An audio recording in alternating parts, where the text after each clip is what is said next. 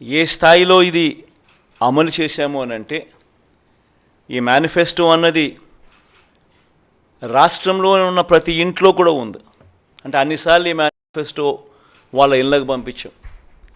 ప్రతి సంవత్సరం తర్వాత ఇదిగో ప్రోగ్రెస్ రిపోర్ట్, ఇదిగో అక్క, ఇదిగో చెల్లెమ్మ, ఇదిగో ప్రోగ్రెస్ రిపోర్ట్, ఇదిగో మా మేనిఫెస్టో, చెప్పినటువన్నీ మీరే టిక్ చేయండి అని మొట్టమొదటి సంవత్సరంలో 88%, 85%, 86% మొట్టమొదటి సంవత్సరంలో టిక్కు పెడితే చివరికి వచ్చేసరికి 99.5%, 99 ఎంత ధనంజయ్ ఎంత 99 చివరికి వచ్చేసరికి అదే 99% పైచిలుకు 99% పైచిలుకు మేనిఫెస్టోను మనం ఇంప్లిమెంట్ చేసి ప్రజల చేతుల్లో ఇచ్చిన పరిస్థితి. ఇలా ఈ మేనిఫెస్టోను ప్రతి ఇంట్లో కూడా చేర్చిన పరిస్థితులు ఎప్పుడైనా ఉన్నాయా, ఏదైనా ప్రభుత్వం చేసింది అని అంటే అది కూడా ఈ 58 నెలల కాలంలోనే జరిగిందని కూడా చెప్పడానికి గర్వపడతా ఉన్నా. నవరత్నాల పాలనకు నిజంగా అర్థం చెబుతూ ఏకంగా ఈ 58 నెలల కాలంలోనే 58 నెలల కాలంలోనే ఏకంగా 2,70,000 కోట్ల రూపాయలు, మళ్ళా రిపీట్ చేస్తా ఉన్నా, ఏకంగా 2,70,000 కోట్ల రూపాయలు డిబిటీగా, అంటే నేరుగా నా అక్క చెల్లెమ్మల కోసం నేను బటన్ నొక్కడం, నా అక్క చెల్లెమ్మల కుటుంబాల ఖాతాల్లోకి నేరుగా డబ్బులు వెళ్ళిపోవడం, నేరుగా వారి చేతికి అది అందడం, ఇదొక హిస్టరీ. 2,70,000 కోట్ల రూపాయలు ఈ మాదిరిగా నా అక్క చెల్లెమ్మలకు దేవుడి దయతో మంచి చేయగలిగాం. పేదల ఆత్మగౌరవాన్ని, అవ్వాతాతల ఆత్మాభిమానాన్ని ఎరిగిన వాడిగా వాళ్ళ ఇంటికే ఈ పథకాలన్నీ డోర్ డెలివరీ చేసిన పరిస్థితులు కూడా ఈ 58 నెలల కాలంలోనే.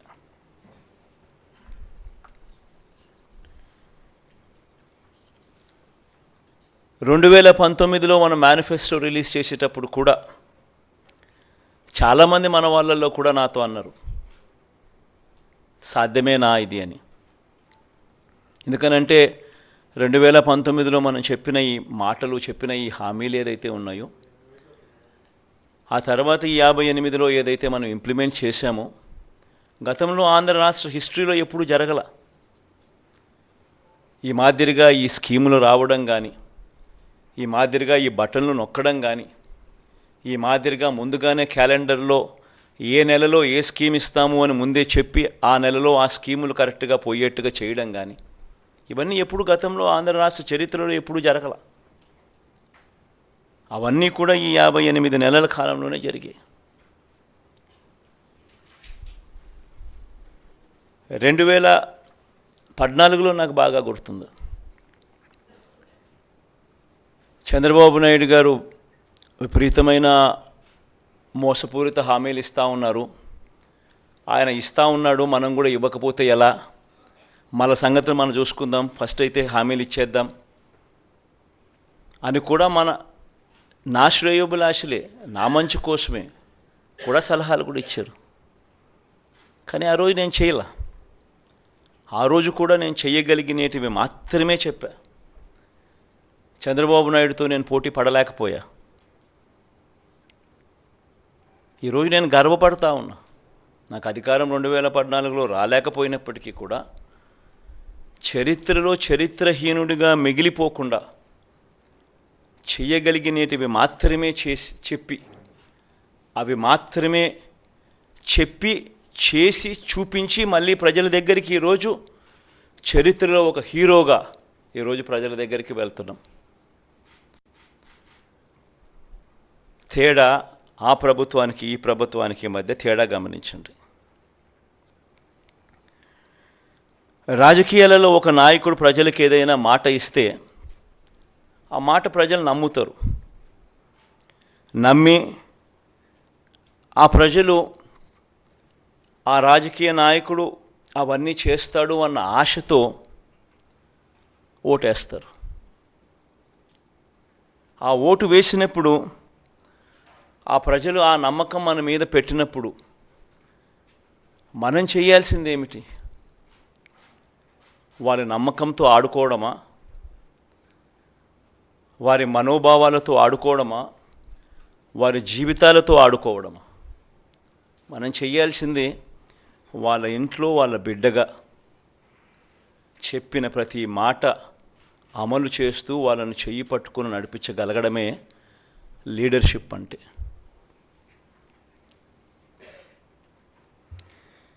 ఈరోజు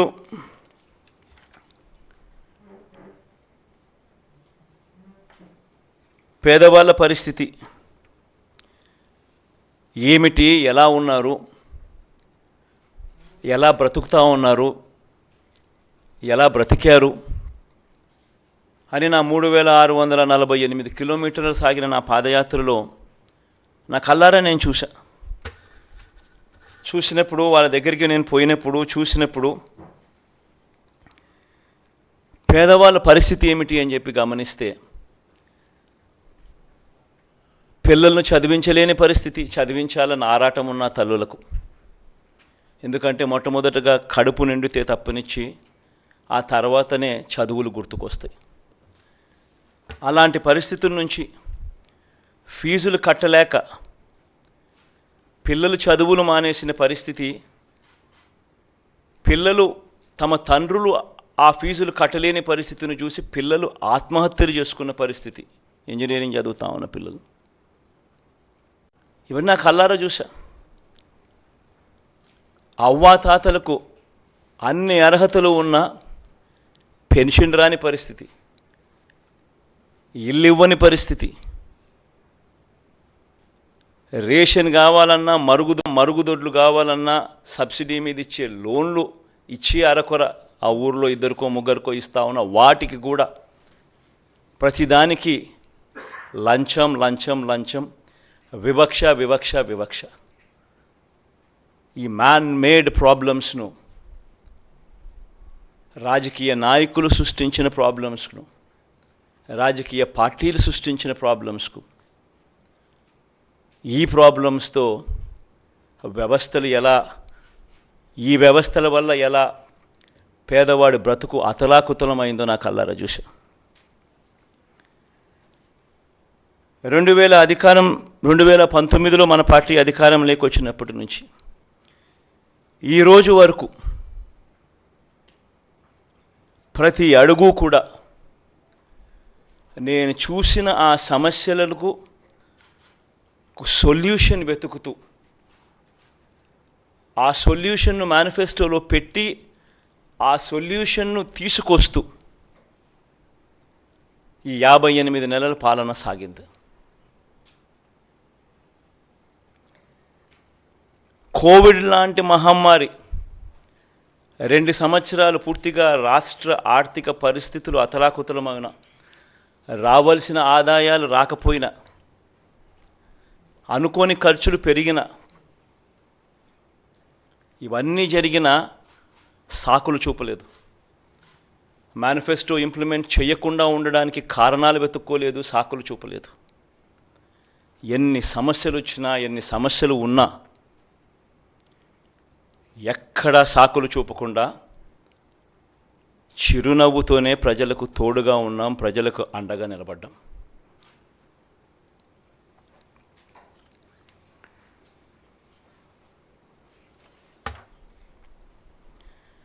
మేనిఫెస్టో అన్నది ఇంప్లిమెంట్ చేస్తూ ప్రతి సంవత్సరం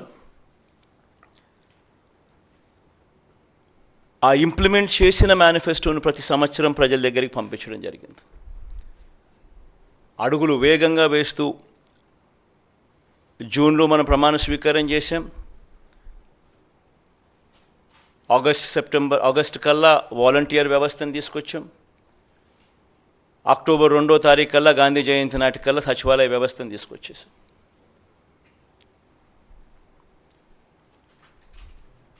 తీసుకువచ్చి గ్రామ స్వరాజ్యానికి అర్థం చెబుతూ ఎక్కడ లంచాలు లేకుండా, ఎక్కడ వివక్ష లేకుండా ప్రతి పథకము బటన్ నొక్కడం, నేరుగా నా అక్క చెల్లెమ్మల చేతికి వారి కుటుంబాల ఖాతాల్లోకి వెళ్ళిపోయే పరిస్థితి తీసుకొని రావడం. ఎవరైనా మిస్ అయిపోయినా కూడా వాళ్ళని జల్లెడ బట్టి ఎతికి మళ్ళీ వాళ్ళను మిస్సింగ్కి అవకాశం లేకుండా వాళ్లకు ఛాన్స్ ఇస్తూ మళ్ళీ వాళ్ళకు తోడుగా నిలబడ్డం. మొట్టమొదటిసారిగా బహుశా భారతదేశ చరిత్రలో బహుశా ఎప్పుడూ కూడా జరగలేదేమో, ప్రజలకు మంచి చేయడమే కాకుండా ప్రతి సంవత్సరం అది పంపించడమే కాకుండా ఎమ్మెల్యేలను కూడా ఎప్పుడో ఎన్నికలప్పుడు గడప గడపకు వెళ్ళడం కాదు, ఎమ్మెల్యేలను కూడా ప్రజల దగ్గరికి ముందుగానే, ఎన్నికలకు 2-3 సంవత్సరాల ముందుగానే వాళ్ళను కూడా గడప గడపకు తిప్పుతూ ప్రజలకు జరిగిన మంచిని ప్రతి ఇంట్లోనూ ఈచ్ ఇండివిజువల్కు, ఈచ్ హౌస్కు రాసిన లెటర్లు తీసుకొని పోయి ఆ ప్రతి లెటరు వాళ్ళే ఇచ్చి, అక్క చెల్లి ఇవన్నీ జరిగాయి కదమ్మా సంతోషంగా ఉన్నారా అని చెప్పి ఎమ్మెల్యేలు సైతం వాళ్ళ దగ్గరికి వెళ్ళి వాళ్ళ బ్లెస్సింగ్స్, ఆశీర్వాదాలు తీసుకునే కార్యక్రమం బహుశా దేశ చరిత్రలో ఎప్పుడూ కూడా జరగల. ఈ 58 నెలల్లోనే అది కూడా జరిగింది.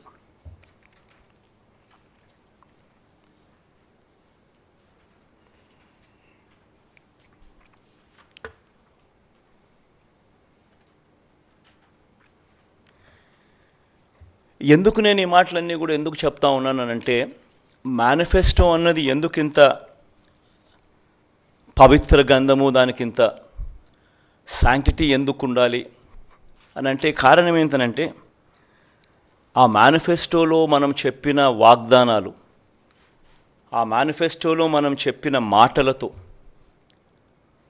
ఆ తర్వాత అధికారంలోకి వచ్చిన ఆ పార్టీ, అధికారంలోకి వచ్చిన వాళ్ళు అవి చెయ్యకపోతే